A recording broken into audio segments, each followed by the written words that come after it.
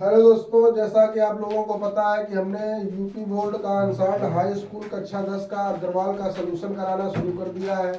Part 1 आ गया था जिसमें हमने 10 ऑब्जेक्टिव क्वेश्चन के बारे में चर्चा की थी। आज हम चर्चा करने वाले हैं 11 नंबर से 20 नंबर के ऑब्जेक्टिव प्रश्नों के बारे में। तो आइए देखते हैं। 11 नंबर सवाल हमारा लिखा है। 11 नंबर सवाल कह रहा है कि त्रिभुज ABC में AB जो भुजा दी गई है ये लिखी है 6√3 सेंटीमीटर। AC भुजा जो दी गई है वो लिखी है 12 सेंटीमीटर और BC जो भुजा दी गई है वो लिखी है 6 सेंटीमीटर। तो कह रहा है तो कोण B का मान बताइए। सवाल में आपसे कोण B का मान पूछ रहा है। देखो, इस सवाल को हम पहले ट्रायंगल बना लेते हैं। ये ट्रायंगल आ गया A, B और C। इसमें हम ये देखेंगे कि ये त्रिभुज किस प्रकार का बन रहा है, कि समबाहु त्रिभुज है कि विषमबाहु त्रिभुज है कि समकोण त्रिभुज बना रहा है। AB भुजा लिखी है 6√3, BC भुजा लिखी है 6 और ये लिखी है 12 सेंटीमीटर। तो इस पर हम चेक करते हैं पहले पाइथागोरस प्रमेय का प्रयोग करके। पाइथागोरस प्रमेय से पाइथागोरस प्रमेय क्या कहती है? किसी समकोण त्रिभुज में बड़ी भुजा का वर्ग शेष दो भुजाओं के वर्गों के योग के बराबर होती है। अर्थात कर्ण का वर्ग बराबर आधार का वर्ग प्लस लंब का वर्ग। अगर यह सवाल हमारा दी गई राशियां अगर इस सवाल के लिए सुटेबल है, अगर ये पाइथागोरस प्रमेय को संतुष्ट कर रही हैं, तो हमारा जो कोण B होगा वो 90 अंश का बनेगा। तो देखते हैं। AC का मान आ गया 12 का स्क्वायर, AB का मान लिखा है 6√3 का स्क्वायर प्लस BC की वैल्यू लिखी है, ये आ जाएगा 6 का स्क्वायर। तो यहाँ से 12 का स्क्वायर आ जाएगा 144, 6 का स्क्वायर करेंगे तो 36 आ जाएगा और 36 त्रिका 108 आ जाएगा। यहाँ से हम 6 का स्क्वायर करेंगे तो 36 आ जाएगा। ये देखो 144 बराबर 144 के आ गया। मतलब यह पाइथागोरस प्रमेय को संतुष्ट कर रहा है। तो हमारा जो कोण B होगा वो 90 अंश का होगा, समकोण होगा कोण B। तो इस ऑप्शन का सही है B नंबर ऑप्शन आपका करेक्ट हुआ। इसी प्रकार आपका 12 नंबर सवाल दिया गया है। 12 नंबर सवाल कह रहा है कि एक समबाहु त्रिभुज ABC की भुजा 2A है, प्रत्येक शीर्ष लंब की लंबाई क्या होगी? तो एक आपको समबाहु त्रिभुज दिया गया है, ये A है, ये B है, ये C है और इस समबाहु त्रिभुज की प्रत्येक भुजा 2A है। ये भुजा 2A, ये भुजा 2A और ये भुजा 2A। अब उसने शीर्ष लंब की लंबाई पूछ रहा है आपसे। तो पहले हम इस बिंदु को मान लेते हैं, दिया गया बिंदु B है। अब इस प्रकार देखते हैं, हम पहले त्रिभुज उठाएंगे। त्रिभुज ADB में, त्रिभुज ADB में ये वाला 90 अंश का कार्य करेगा पाइथागोरस प्रमेय से। पाइथागोरस प्रमेय से हल करेंगे तो यहाँ से आ जाएगा हमारा AB स्क्वायर बराबर AD square plus BD square. अब AB की जो वैल्यू लिखी है इसको हम ऐसे लिख लेंगे AB स्क्वायर और ये हमारा लिखा है AD स्क्वायर। BD को हम लिख सकते हैं BC का हाफ, तो इसे हम लिख देंगे BC/2 का होल स्क्वायर। और सवाल में कहा गया था समबाहु त्रिभुज है, तो समबाहु त्रिभुज की सभी भुजाएं बराबर होती हैं। AB बराबर BC बराबर CA, ये समबाहु त्रिभुज की कंडीशन होती है। तो यहाँ से AB BC के बराबर आ जाएगा, तो इसको हम लिख सकते हैं AB स्क्वायर बराबर AD स्क्वायर और BC किसके बराबर है? AB के बराबर, तो हम इसको लिख देंगे AB/2 का होल स्क्वायर। अब इनके हम पक्षांतर करके मान रख लेंगे, तो यहाँ से आ जाएगा AB स्क्वायर माइनस का AB स्क्वायर/4 बराबर यहाँ से बना देगा AD स्क्वायर। तो AD स्क्वायर बराबर आ जाएगा 3AB स्क्वायर/4। तो यहाँ से AD की जो वैल्यू आ जाएगी, AD स्क्वायर बराबर 3 इंटू AB की जो मान दिया गया था वो दिया गया था 2A। तो यहाँ से आ जाएगा 2 दूनी 4 A स्क्वायर/4। 4 से आपका ये 4 कट जाएगा, तो यहाँ से आपकी वैल्यू आ जाएगी AD स्क्वायर बराबर 3a स्क्वायर के, या इसी को लिख सकते हैं हम AD बराबर √3a। देख लीजिए, इस प्रकार से आपका सवाल नंबर 12 कंप्लीट हुआ। अगला सवाल आपका दिया हुआ है, लिखा है यदि साइन ए बराबर कॉस ए हो तो कोण ए का मान ज्ञात कीजिए। आपके ऑप्शन लिखे 0 अंश, 30 अंश, 45 अंश और 60 अंश। तो देखिए आपको ये सवाल बिल्कुल आंख मीच के आप कर सकते हैं। देखिए यहाँ पर क्या लिखा है, साइन ए बराबर कॉस ए। तो साडिक में 0 से जो 90 वाली आपको टेबल बनवाई गई है उसमें कौन कौन से मान बराबर होते हैं, साइन और कॉस के। तो ये तो गुरुजी 45 अंश का बराबर होता है, तो आपका आंसर सही हो गया। आप अगर करना चाहते हैं तो कैसे करेंगे, देखिए यहाँ पर हम लिखेंगे साइन ए बराबर कॉस ए, इसको इधर पक्षांतर कर देंगे तो ये बन जाएगा sign A upon cos A बराबर बन जाएगा 1, और साइन बटे कॉस बनाता है टेन ए, टेन ए बराबर 1, और ये वैल्यू होती है टेन 45 डिग्री की। यहाँ से टेन वाला कट जाएगा, कोण ए बराबर आपका निकल आएगा 45 अंश। तो ऐसे सवाल को आपको करने की वैसे आवश्यकता नहीं थी, क्योंकि यहाँ दिया गया है कि यदि साइन ए बराबर कॉस ए तो कोण ए का मान बताइए। तो साइन और कॉस दोनों मान कब बराबर होते हैं, इनके 45 के मान, और साइन का 45 का मान 1/√2 होता है, कॉस 45 का मान भी 1/√2 होता है। इसी प्रकार अगला सवाल लिखा है यदि कोण ए बराबर 30 अंश तो 1 + tan स्क्वायर ए बटे 1 + cot स्क्वायर ए का मान होगा। तो यहाँ पर हम वैल्यू पुटअप कर लेंगे, हमारा आंसर आ जाएगा। तो इसमें लिखा है कोण ए बराबर 30 अंश, तो यहाँ पर लिखेंगे 1 + tan स्क्वायर ए बटे 1 + cot स्क्वायर ए। और कोण ए की वैल्यू दी गई है 30 अंश, तो यहाँ से वैल्यू पुटअप कर लेंगे, तो यहाँ से आ जाएगा 1 + tan स्क्वायर 30 अंश बटे 1 + cot स्क्वायर 30 अंश। यहाँ पर लिखेंगे 1 + tan 30 का जो मान होता है वो होता है 1/√3 का स्क्वायर, तो स्क्वायर हमने लगा दिया, प्लस ये जो cot 30 लिखा है, cot 30 की वैल्यू होती है √3, तो हमने इसका स्क्वायर कर दिया।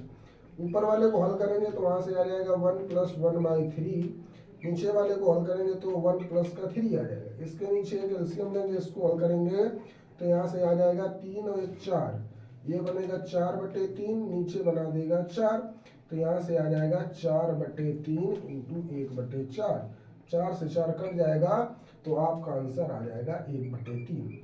1/3 आपका option number D correct option है। देख लीजिए इस प्रकार से आपको सवाल लगाने, बहुत इजी सवाल है। हाई स्कूल में आपके 100 में से 99 98 नंबर बिल्कुल आसानी से आप ला सकते हैं, सिर्फ इस प्रकार के सवालों को हल करके। देखिए अगला सवाल आपका लिखा है यदि एक गोले की त्रिज्या को दोगुना कर दिया जाए तो उसके पृष्ठीय क्षेत्रफल में होने वाली प्रतिशत वृद्धि कितनी होगी। तो गोले का पृष्ठीय क्षेत्रफल की जो त्रिज्या है उस त्रिज्या को दोगुना कर रहा है, तो कह रहा है क्षेत्रफल में होने वाली पृष्ठीय वृद्धि कितनी होगी। तो अगर पहले रेडियस r1 अगर हम r मान लें तो गोले का जो पृष्ठीय क्षेत्रफल होता है, गोले का पृष्ठीय क्षेत्रफल ये आपका आ जाएगा 4πr1 स्क्वायर। अब कह रहा है त्रिज्या को दोगुना कर दिया जाए, अब r2 हमारी कर रहा है 2r, तो यहाँ से आ जाएगा 4πr के स्थान पर कर रहा है 2r का होल स्क्वायर, तो यहाँ से आ जाएगा 4π और ये आ जाएगा r स्क्वायर और 2 का स्क्वायर करेंगे 4। उसने कहा है ये 100% है, ये 100% है, तो बचा ये, तो टोटलिंग आ गई, ये आपका 4 और ये था आपका 100%, तो यहाँ से आ जाएगा आपका 400%। तो गोले के क्षेत्रफल के पृष्ठीय क्षेत्रफल में होने वाली जो वृद्धि आ गई वो 400% की आ गई, तो ऑप्शन नंबर आपका सही हो जाएगा डी नंबर। इस प्रकार से आप इस सवाल को लगाएंगे। अगला सवाल कह रहा है दो वृत्तों के व्यासों का अनुपात 4:9 है, तो वृत्तों की परिधियों का अनुपात बताइए। तो आपको पता है कि वृत्त की परिधि क्या होती है, ना काहू से दोस्ती ना काहू से बैर, वृत्त की परिधि 2πr। तो वृत्त की परिधि क्या होती है आपकी, वृत्त की परिधि की अगर मैं बात कर लूं तो वृत्त की परिधि होती है 2πr।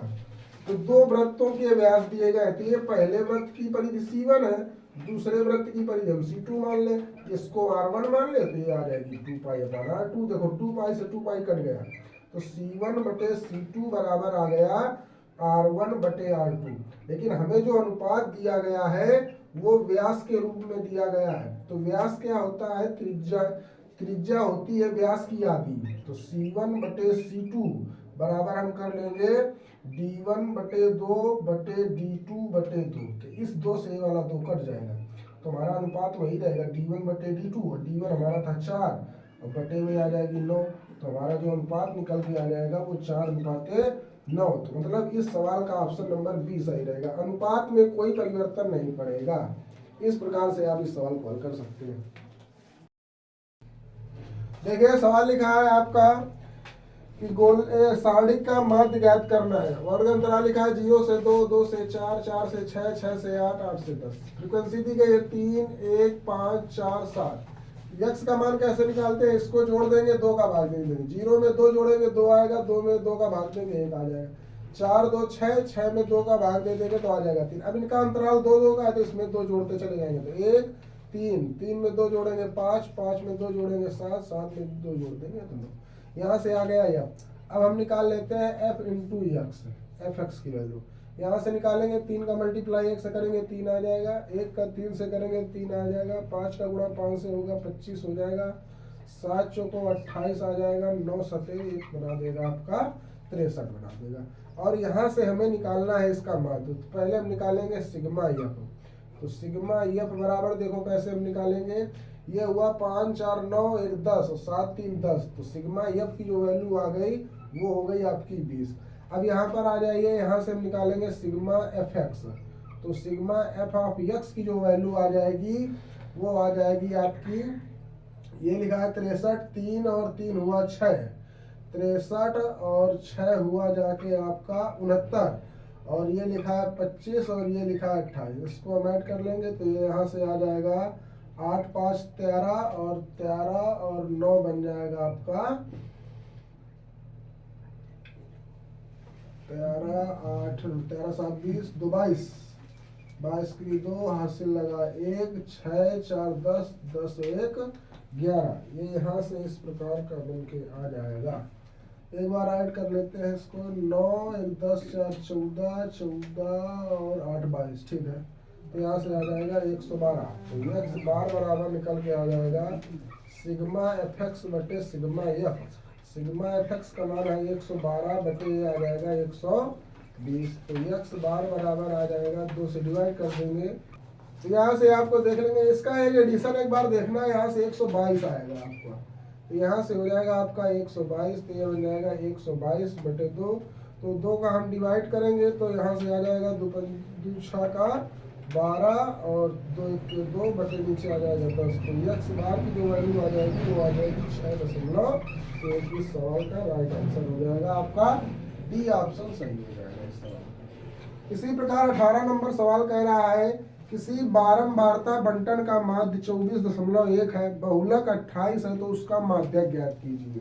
तो देख लीजिए ये सवाल हो गया है। 18 नंबर सवाल की अगर हम बात कर लें तो 18 नंबर सवाल में माध्य दिया गया है, माध्य दिया गया है 24.1, बहुलक दिया गया है आपका 28, आपसे माध्यक का मान पूछ रहा है।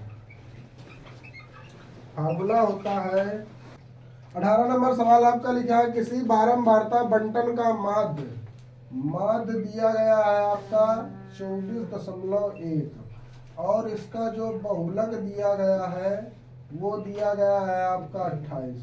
तो सवाल में पूछ रहा है इसका माध्य ज्ञात कीजिए। दिए गया सवाल है आपको, माध्य दिया गया है 24.1, बहुलक दिया गया है 28, सवाल में पूछ रहा है माध्यक का मान ज्ञात कीजिए। तो देखिए कैसे लगाएंगे। तो इसका फार्मूला होता है बहुलक बराबर 3 माध्यक माइनस 2 माध्य, या इसी को माध्यिका भी लिखा जा सकता है। तो बहुलक का मान दिया गया 28 बराबर 3 इंटू माध्यक का मान हमें निकालना है, माइनस 2 गुणते माध्य का मान दिया है 24.1।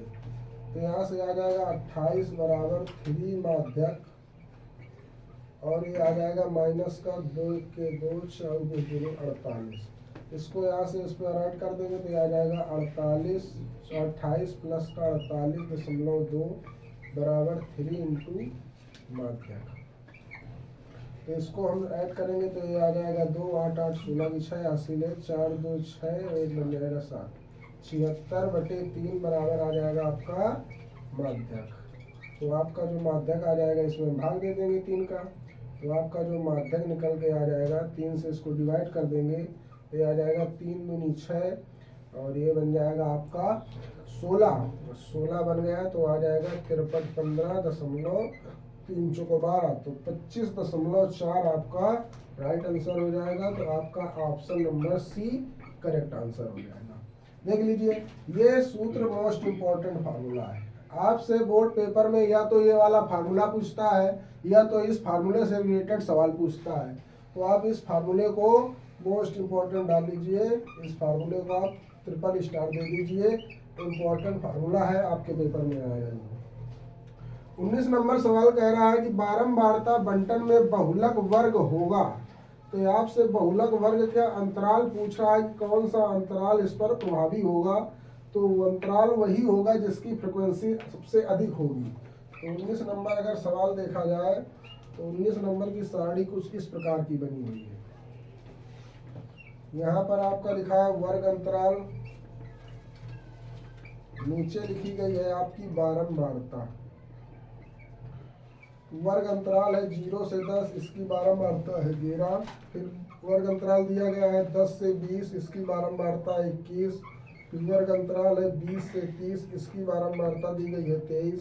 वर्ग अंतराल है 30 से 40, तो इसकी बारंबारता है 14। फिर 40 से 50 है तो इसकी बारंबारता दी गई है 5।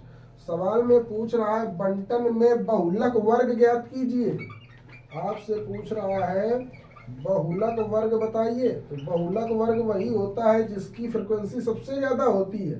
तो देखो मतलब 0 से 10 तक की संख्याएं 11 बार आई है, 10 से 20 तक की संख्याएं 21 बार आई है, 20 से 30 तक की संख्याएं 23 बार आई है, 30 से 40 तक की संख्याएं 14 बार आई है, 40 से 50 के बीच की संख्याएं 5 बार आई है। तो इसका जो बहुलक वर्ग का अंतराल होगा वो होगा 20 से 30 तक, क्योंकि इस पर ये जो संख्याएं हैं ये अधिक से अधिक बार प्रयोग होगी।